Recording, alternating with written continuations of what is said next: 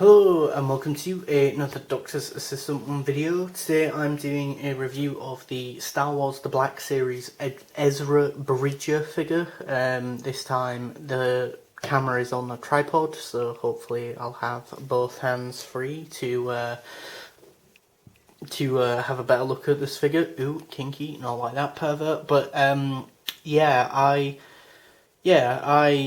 also did a review of the Thrawn figure earlier today, literally just moments ago of this recording. But yeah, I picked this figure up as well. This one was also the same price as the Thrawn figure, £22.50, and hopefully today we're going to figure out if it was worth the money, in my humble opinion.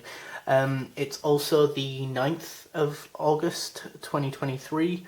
And I already like this figure quite a bit because he comes, technically, if you want to be pedantic, with 3 accessories. Comes with this helmet, which is based off the Ralph, if I could speak properly, that'd be great. The Ralph McQuarrie sort of original concept art for the Snow Trooper, I want to say, Stormtrooper designed helmet, with this sort of red design, and then this sort of black design around the mouthpiece. And it's a very snug, easy fit over his head, which he kind of uses as a disguise in the early episodes of Season 1, maybe even Season 2, with being a space cadet, because Ezra is quite a young, cheeky chappy, as it were, and his look in this figure is based off those early seasons and that. So yeah. Another point is that, accessory-wise, is that he comes with this sort of blue lightsaber with this translucent blue blade, which is easily removable. Okay, maybe not so easily removable right now. But then, so yeah, you gotta be a bit careful because it's like this little bit. So obviously it might snap, but other than that, he also then, the hilt kind of doubles up as a blaster, which is accurate to the TV show, which he uses to shoot out electric sort of bolts almost. And that, so you can kind of place it in his hand like that, I guess, or like both. But he also comes with this nice like little side bit where you can use it to peg the hilt onto it, sort of, kind of, maybe. Words and stuff. Like so, but it kind of pushes outwards, which I don't particularly care for. I don't know, maybe it's just my one that's a bit like that. It's a bit annoying. Just put the light on for better lighting, but that's a bit annoying. But other than that feature, I mean the feet are a bit annoying because I was trying to stand him up earlier before the camera started rolling, and he kept just sort of not wanting to stand up, although now he seems to be fine to stand up. I'll be honest, I think I really like this figure because, on a personal level, weird thing, side note, orange is my favourite colour, and as you can see, Ezra's original costume design is quite orange, so yeah, kind of cool. I wonder if Ezra's favourite colour is orange. You've also got this sort of symbol, which I can't remember if it's like important to Lothal, but it's a cool symbol anyway on the back of the jacket. The jacket looks like it might be easily removable as well. And there's a lot of yellows. The brown, the sort of beige brown of the jacket is a nice thing that breaks up the sort of orange and yellows colour wise. I really like the hilt as well, like the sort of detailing on the hilt and the blue, the silver and blue sort of hilt, or silver and sort of dark, no, not dark, light green, or light bluish, greenish sort of colour, I guess, and it sort of fits into his hand rather easily, I might add, like so. And I bet you now it's going to be a ball ache to get into his hand.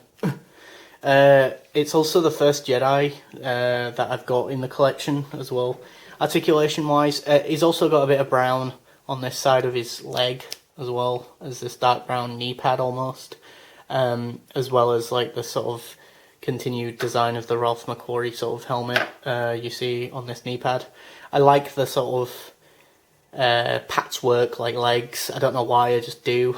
I like that because it kind of adds to the character, or the idea that the character is someone who's off the streets of Lothal, you know, this idea that he's a bit of a Aladdin-like character, you know, this street urchin misfit sort of character, you know. Sort of kind of like a cross between Luke, or much later in the series he becomes more like Luke, I'd say, sort of Skywalker-esque, kind of maybe sort of, but with like a mixture of that and Han Solo, you know, or the cheekiness of Han Solo, you know, or the naivete of someone like Han Solo. It's really easy to get him in really cool, for lack of a better term, epic sort of poses, you know. It's a shame this bit doesn't open up, and it's not like you can hold a blaster, but I guess you can sort of just pretend that there's ammo in there on that side of the belt. His waist does move, like, you know, full 360 degrees, so that's kind of neat. So you can kind of get him in this sort of stance where he's like holding people off, you know, like a duel sort of thing. Head goes full 360 and moves up and down, up and a little bit down, but not major, but it's a lot better than the Admiral Thrawn one. Figure that I reviewed earlier.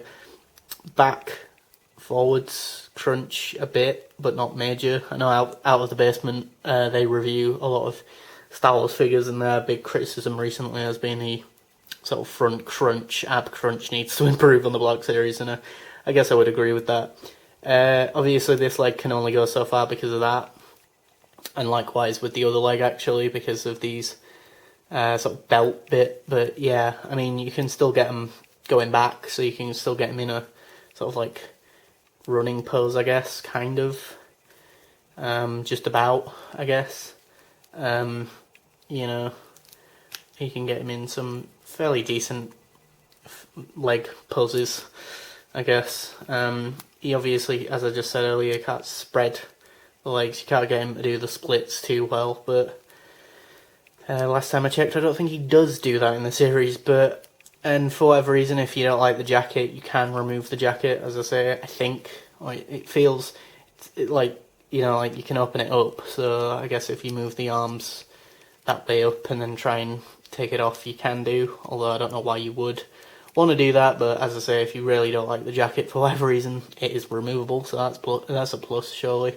It's not like glued on to the figure, but it's not also so loose that it's like pissing me off or hope. So that's also a plus, because sometimes with these things like that are loose fitting clothing items on figures, they can really sort of drive me a bit nuts because they're not sitting on top of the figure too well. But yeah, and as for the helmet, it sits nice and snugly on him quite easily, you know. So again, you can kind of have him pretend to be like a cadet, and if you already have blasters are laying around, you could easily, I think, put Admiral Thrawn's like blaster in his hand and make him come across like he's trying to fit into the Empire or something, you know.